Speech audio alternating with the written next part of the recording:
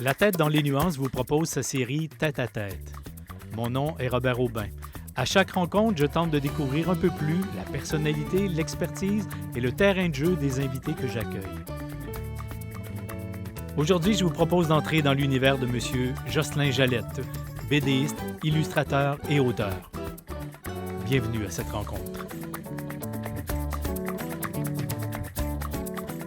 Bienvenue à toutes et à tous. Vous avez peut-être eu la chance d'écouter la première table ronde de la 5e saison de La tête dans les nuances. Eh bien, ça vient avec ces têtes à tête. Et aujourd'hui, j'ai le plaisir de vous amener dans l'univers de M. Jocelyn Jalette qu'on rencontre à l'instant. M. Jalette, bonjour. Bonjour. Merci d'avoir accepté notre invitation. Un grand plaisir. Bien, le plaisir est partagé alors. J'ai fait plein de recherches sur vous parce Ah, qu'on j'en doute n'avait pas. pas la chance de se connaître déjà. personnellement. Non. Voilà qu'on aura fait un pas de plus après cette émission. Alors, à l'idée de recevoir un BDiste, déjà trottait dans ma tête l'image d'un jeune garçon qui découvre très tôt son talent pour le dessin puis qui se met à dessiner tout. Or, en lisant davantage sur vous, j'ai l'impression que c'est d'abord par la lecture que vous avez apprécié et apprivoisé la BD. Oui. Est-ce que je suis dans le champ ou mes Ben, recherches je ont suis de l'allure? lecteur de BD d'abord. Je pense que tout le monde est un peu comme ça. Je sais pas. Moi, Non, je j'étais pense qu'on lecteur commence- de BD, mais ça ne m'a jamais amené à dessiner. Ah parce non, que... ouais, mais on fait pas toujours le pas à aller vers ça. C'est pas parce que je vais au cinéma que je deviens cinéaste, mais non, c'est en lisant de la BD qu'après ça, ben... Mais le secret là-dedans, c'est surtout que je suis enfant unique. Fait que j'ai ni frère ni sœur. À une époque où il n'y avait pas de jeu Internet et tout. Fait que j'avais pas vraiment autre chose à faire que de m'occuper seul. Mais Donc, moi, je je me suis mis l'aurais à fait. dessiner. J'aurais été dans les mêmes conditions que le talent ne serait pas venu pour Ah autant. oui, là. bien, vu que le talent s'est développé, ben j'ai perpétué, j'ai persisté plutôt. Mais le talent s'est développé, mais à la base, vous étiez déjà satisfait de vos premiers dessins? Votre entourage vous envoyait? J'ai jamais été encouragé par ma Non? mère, mais ça, c'est une autre affaire. Non. C'était... Non, je me suis jamais posé la question si j'étais satisfait ou pas. J'aimais ça. Puis c'était ma façon de m'occuper. Et quand est-ce que...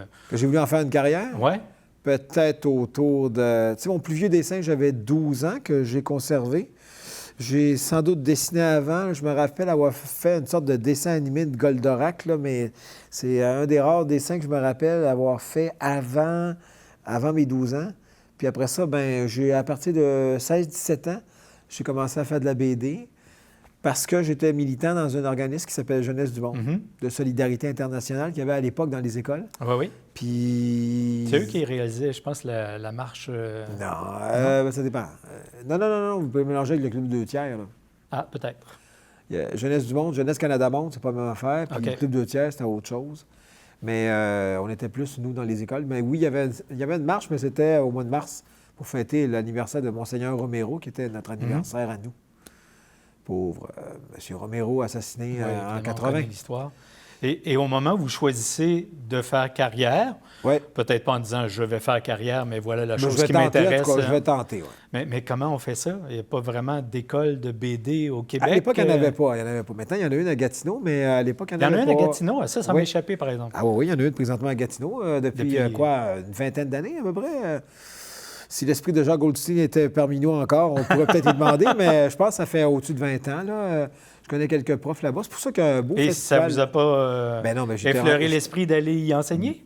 Enseigner, non.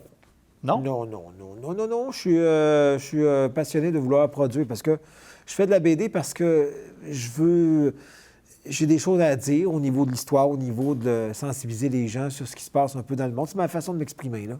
D'accord. Vous Ça me savez, posait d'ailleurs la question parce que je me dis, quand on regarde le monde de la BD, il y a des duos célèbres Ouais. qui unissent scénaristes et Ouais, dessinateurs. moi, je unis... Puis il y a aussi ceux qui font carrière solo, Ouais. DRG ou d'autres. Et vous avez définitivement choisi cette voie-là Ouais. parce que vous aviez des choses à dire plus que de Bien, parce dessiner que les choses des autres. j'avais le talent, parce que j'aime les deux, parce que j'avais le talent du dessin jusqu'à un certain point. Après ça, on jugera si c'est un grand ou pas grand talent, mais un talent quand même minimum, là. Puis après ça, bien, parce que je suis mon propre scénariste, là. Parce que j'y tiens, là. Parce que j'ai des trucs à raconter. C'est plus facile, hein? Puis aussi, c'est le hasard de la vie.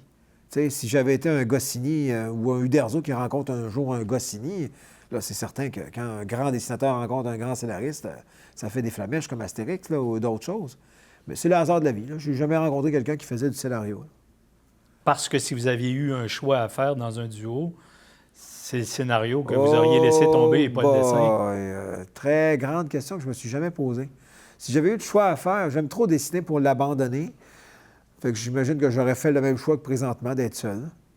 Je suis pas prêt à abandonner l'un ou l'autre, mais vous savez, le plus important dans une bande dessinée, c'est le scénario en premier. Hein? Parce que la BD, ce qui est passionnant là-dedans, c'est que c'est un art qui est très complet. Tant qu'à moi, c'est un des arts les plus difficiles à maîtriser au complet. Quand tu veux avoir toutes les étapes que tu veux les maîtriser comme Hergé le faisait, ou comme Jean Goldstein, il faut que tu aies plein d'affaires. Faut que tu sois un bon scénariste, un bon dialoguiste, un bon créateur de personnages et d'univers. Après ça, au niveau du dessin, il faut que tu saches maîtriser plein d'affaires, dessiner des personnages, dessiner des villes, des autos. Ça dépend toujours du style que tu développes, là. Mais, je veux dire, quelqu'un comme... puis après ça, il y a le talent. Mais quelqu'un comme Hergé qui savait faire les deux, à la fois du scénario et à la fois le dessin, c'est dans les plus grands talents au monde. Oui, puis la reproduction, c'est une chose, mais l'éclairage dans un dessin, c'est un talent absolument fascinant, ça. Aussi, vous voulez dire le coloriage?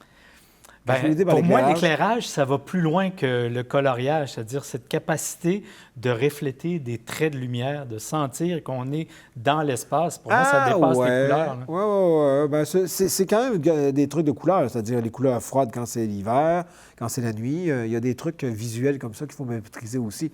Après ça, on les maîtrise plus ou moins. Il y en a qui sont meilleurs dans quelque chose, d'autres... Un talent comme, si vous aviez à me demander qui est le plus grand dessinateur de BD de tous les temps, pour moi, c'est Uderzo. D'accord. Parce qu'il était capable de faire un style excessivement précis au niveau réaliste, puis au niveau humoristique, et que les deux se tenaient parfaitement. Ce qui n'est pas donné à tout le monde. Absolument. Plein de grands dessinateurs, Jean Giraud, qui faisait Blueberry, je ne l'ai jamais vu dessiner de façon caricaturale, de façon comique.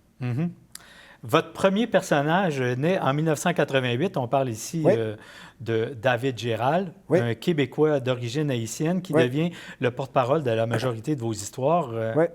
Choisir un Québécois issu de la diversité en 1988, quand même, il y avait là un petit côté visionnaire.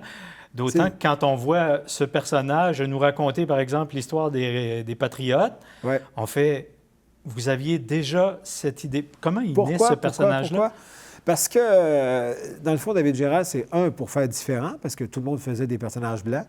Deux, comme je vous disais, j'étais impliqué dans la jeunesse du monde. J'avais déjà cette fibre-là de solidarité internationale, puis je me disais, ça se voit, ça s'est pas vu, ça s'était pas encore vu. D'ailleurs, j'ai vu un dialogue, il y a Michel Viau, qui est un spécialiste de la BD au Québec. Il croit que je suis le premier, que David Gérald, c'est le premier noir héros d'une bande dessinée au Québec. Je ne dis pas d'un personnage secondaire, mais comme personnage principal, je suis sans doute le premier à l'avoir fait. Fait que c'est bizarre, mais enfin, c'est le hasard. C'est vrai que ça date quand même déjà de presque 35 ans. Et donc, oui, c'est une façon aussi de me distinguer des autres. Hein? Oui, mais en même temps, ça dit beaucoup. C'est Jean Goldstein, peut-être avec Van l'inventeur, un de ses personnages, c'est peut-être un des rares personnages asiatiques dans la BD québécoise. Il n'y en a pas beaucoup non plus. Et chanceux, j'ai eu rencontre avec les deux. Ben oui, quel hasard. Au premier, il y a deux personnages qui m'ont fasciné chez vous, bien sûr, David Gérald, dont on veut parler. Ah oui, je n'ai pas fini ce que je disais, c'est en dire qu'il est inspiré de...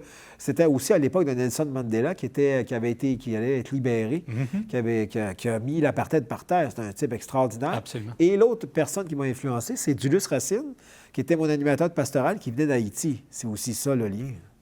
Mais pas dans le trait, juste... pas dans le trait. Oui, il ressemble un peu, là, mais non. Vaguement, là, ça reste une caricature, là, David Gérald.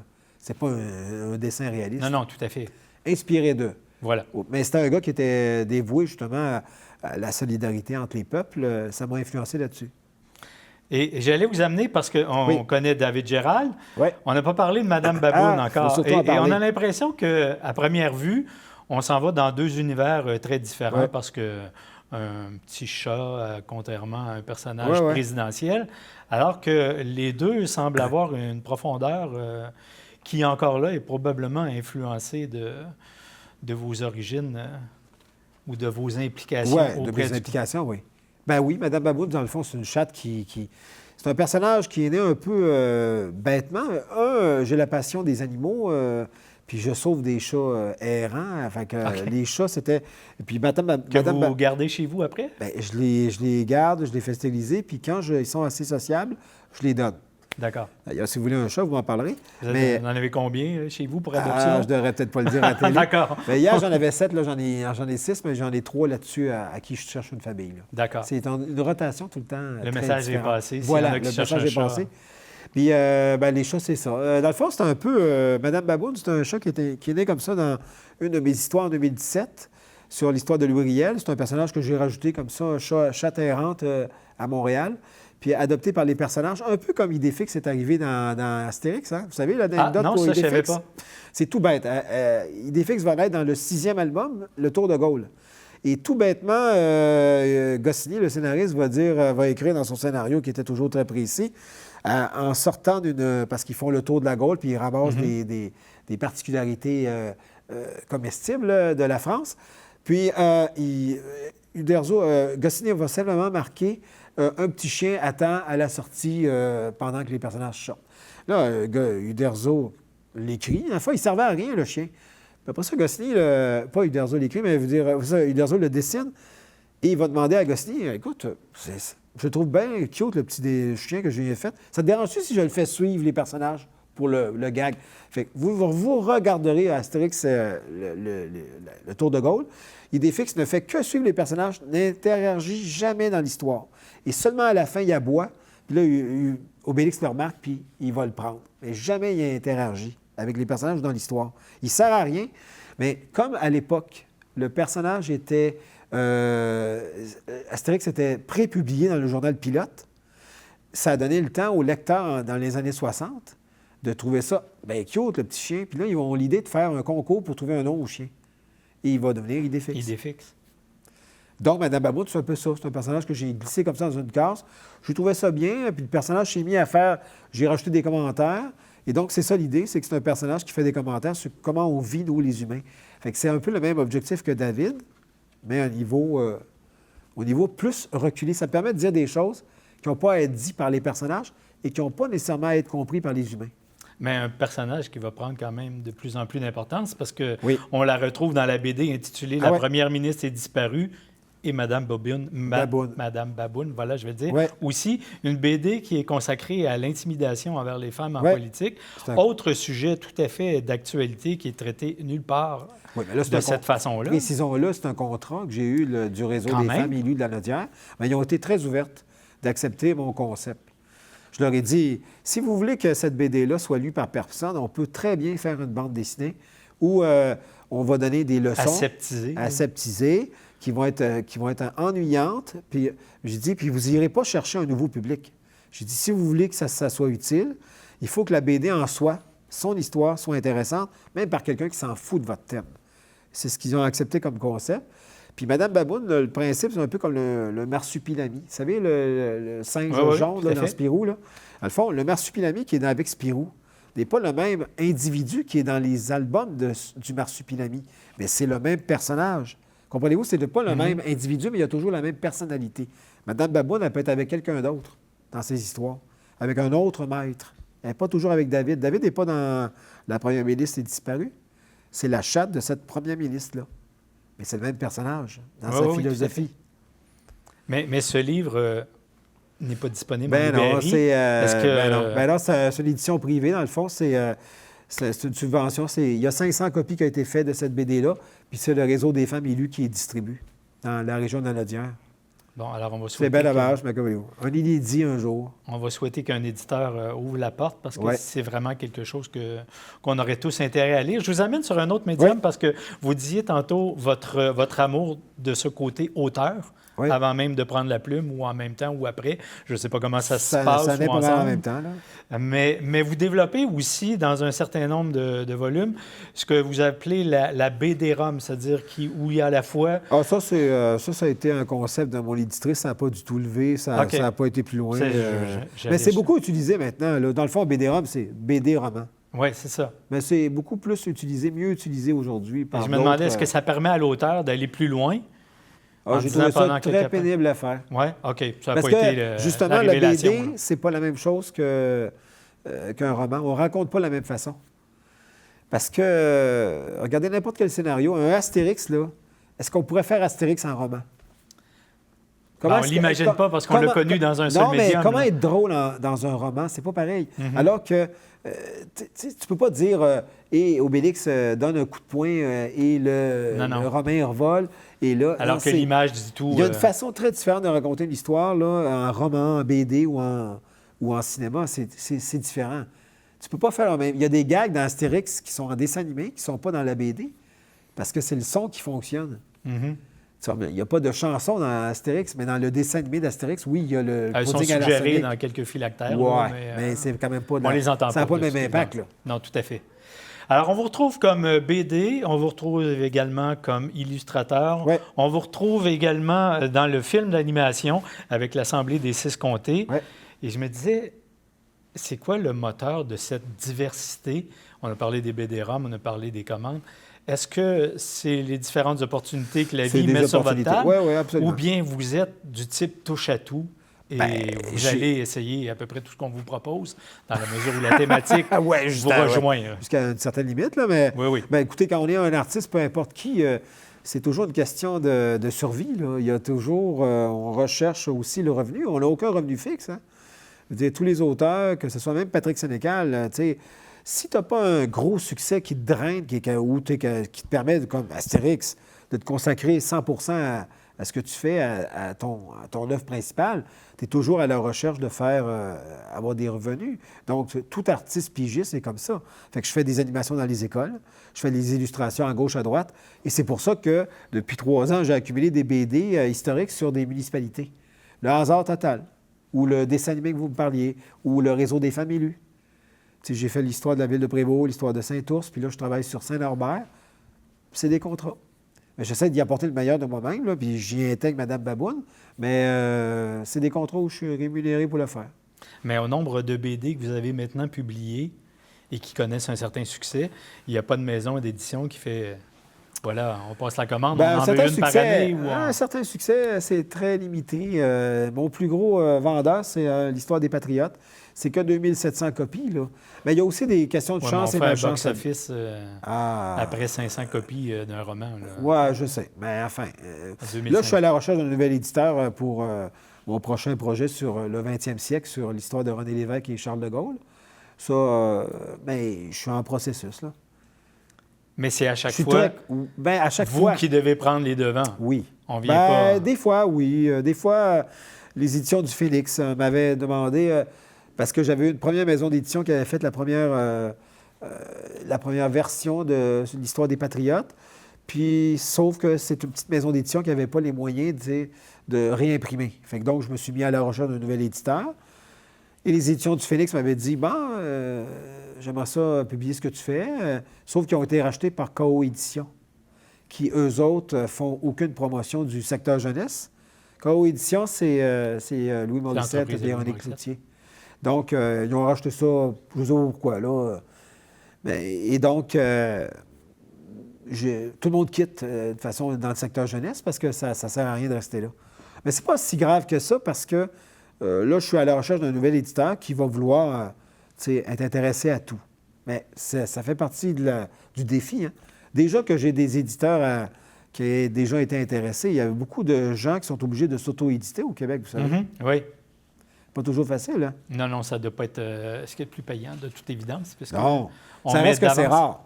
Oui. C'est comme chanter, hein? Vous savez, dans le milieu de la chanson, c'est pas facile. C'est quelque chose. Pour une Céline Dion, il y a combien de filles, de petites chanteuses qui vivotent? C'est toujours difficile. On a juste regardé le bottin des artistes voilà. Pour voir le nombre de noms et le nombre de personnes qui gagnent leur vie. Oui, on serait surpris de savoir comment il y en a qui font autre chose, là. Et la plupart. La plupart. La plupart font autre chose. J'avais une question de type l'œuf ou la poule, mais j'ai l'impression d'avoir déjà la réponse en vous entendant parler, parce que je me demandais, est-ce que vos implications au sein d'organismes qui défendent l'environnement, la justice sociale, les droits humains, ont modelé votre façon de voir, ou c'était déjà votre façon de voir qui fait que vous vous impliquez dans ces organismes-là? Bien, c'est les deux. Dans le fond, il fallait que je sois déjà sensibilisé jeune, mais j'ai eu l'occasion de participer au secondaire à l'école, à l'organisme Jeunesse du Monde. Et ça m'a beaucoup modelé et influencé pour le futur. Puis mes lectures. Il reste que Tintin, c'est une belle ouverture au monde. Hein? Même Astérix, c'est la découverte des autres cultures. Hein? Avec beaucoup d'ouverture. On peut reprocher ce qu'on veut à Tintin. Mais je suis d'accord, on va faire le procès de Tintin au Congo, puis Tintin en Amérique un peu. Bien, il reste que le gars, dans sa vie, a eu une telle évolution. Oui, puis pour faire un procès juste, il faut se replacer dans le contexte dans des le années. contexte. Écoutez, il y a 100 ans, le gars dessiné pour un journal catholique, influencé par un curé qui était un adepte de Mussolini. Je veux dire, je ne veux pas que c'est un peu de droite à droite. Mais le gars a sorti de ça, puis il en a fait... Après ça, quand il a rencontré, justement, quand il est allé à la rencontre de l'autre, quand on lui a présenté Chang, celui qui va dans le Lotus bleu et le Tintin au Tibet, bien là, il va s'ouvrir à une nouvelle. Il y avait plein de préjugés sur la Chine qu'il a laissé tomber. Fait que c'est un peu la même affaire, là. J'ai toujours eu cette passion-là, puis je continue à évoluer. Il y a des affaires auxquelles je vais peut-être changer. Des fois, tu es moins directif, moins intense sur certaines affaires. Il faut aller à l'essentiel, des fois. En tout cas, je retiens de votre dernière réponse qu'on aurait intérêt à lire aussi autour de la bande dessinée et pas juste la bande dessinée. Oui, le contexte de toute œuvre, que ce soit au cinéma ou un roman, je veux dire, comment juger... Les Misérables, il faut comprendre le contexte de création des Misérables pour bien comprendre le roman, puis plein d'affaires. 1984, je ne sais pas quel autre exemple vous donnez, mais toutes les œuvres sont à mettre dans leur contexte d'époque avant de les juger. Sinon, on va vider les bibliothèques. Ça risque fort. En tout cas, c'est il y en déjà parti a à certains endroits. Ouais. Malheureusement, dirons-nous. J'ai aussi découvert, en faisant la recherche, que vous étiez illustrateur pour des manuels scolaires. À l'occasion, ça arrive, oui. À l'occasion. Et là, pour avoir été dans le monde de l'enseignement assez longtemps et connaissant les cadres qui arrivent du ministère... C'est une platitude à faire, mais vous devancez ma question. Oui, mais c'est parce que tout contrat, que ce soit... Pourtant, il y a un public, là... non, mais c'est pour l'argent. On le fait pour l'argent. Vous dites, c'est un contrat, ce qu'on appelle un contrat alimentaire. On fait des trucs qui sont bien formatés, bien encadrés. Il faut que tu es toujours distributeur de celui qui paye. C'est lui qui a raison. Tu peux essayer de lui faire comprendre des trucs, puis à un moment donné, c'est lui qui a le dernier mot.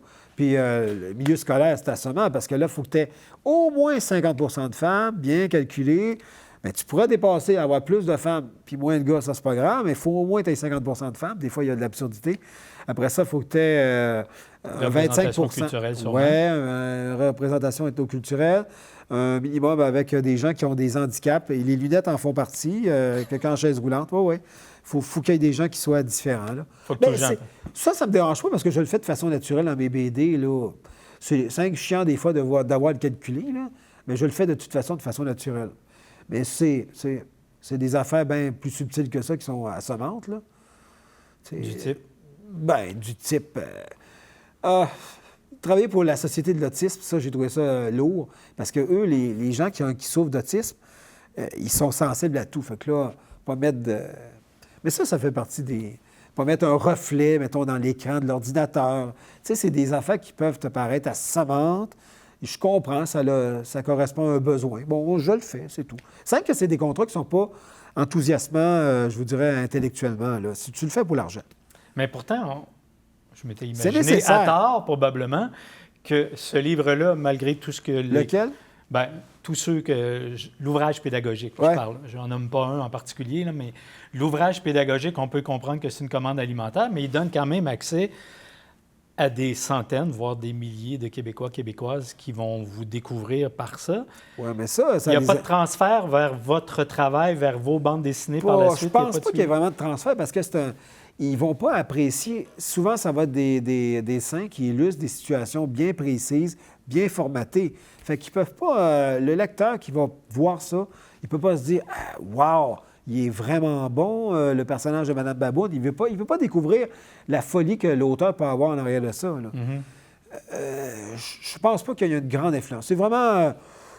dans le milieu, ça nous permet de nous faire connaître. Il faut bien vivre, on le fait. Mais c'est pas ça qui nous apporte vraiment beaucoup de reconnaissance ailleurs. Là. Je pense... Écoutez, je n'ai pas fait d'études statistiques là-dessus. Là. C'est impossible à faire non plus. Je pense non, mais vous le sauriez si vos revenus avaient grimpé de façon notoire. Alors, je ne penserais pas. D'accord. Dans votre CV, on y trouve plusieurs choses, mais on ne trouve pas le titre enseignant ou professeur. On a bien compris dès le début de l'entrevue. Je ne suis pas historien non plus, hein? Je suis un passionné d'histoire. Voilà, mais ça va. Mais vous faites quand même paraître, avec Tristan Demers, la bande dessinée en classe. Oui. Est-ce que ça, c'est comme une première intention de transmission? Est-ce que c'est l'ouvrage que vous auriez souhaité avoir étant plus jeune, au moment où il s'adresse aux profs. Il s'adresse aux profs, l'ouvrage. Ce n'est pas pour les étudiants. C'est des exemples d'exercices que les profs peuvent utiliser pour faire connaître la BD. Dans le fond, c'est une porte d'entrée qui nous invite, avec la culture à l'école, qu'on a en classe, leur présenter comment on fait de la BD. Puis, en parallèle, ils peuvent aller plus loin avec le livre. Oui, c'est une petite porte d'entrée. OK. Et parlons-en de ces rencontres à l'école qui existent dans toutes sortes de domaines artistiques. Oui. Souvent, on voit davantage des gens en musique ou en poésie y aller. J'étais très content de voir que la caricature y était aussi. Comment est la réception auprès des élèves? Est-ce qu'il y en a qui ont dans leurs yeux ce rêve de faire marche à votre suite? Oui, c'est très drôle parce qu'il y a un jeune qui s'appelle Olivier Carpentier qui a fait une BD. Qui est assez... Vous taperez son nom sur Internet, vous allez voir. Olivier Carpentier. Carpentier, d'accord. Olivier Carpentier. Il a fait une série qui s'appelle Far Out, je pense. C'est comme des robots cow-boys. Il y a 2-3 albums. Il y a d'autres trucs là, que je ne sais pas les titres.